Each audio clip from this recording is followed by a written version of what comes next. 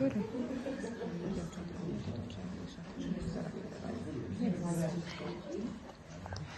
rodičia, vítam vás na našej vianočnej besiedke. Je to jeden z najkrajších časov v roku, ktorý tu máme.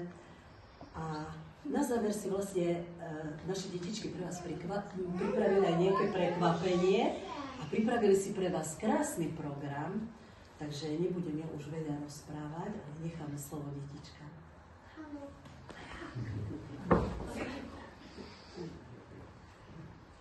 Program cvičí, kto bol zdravý a kto kýchal. Vaše milé detičky dáček pre vás majú.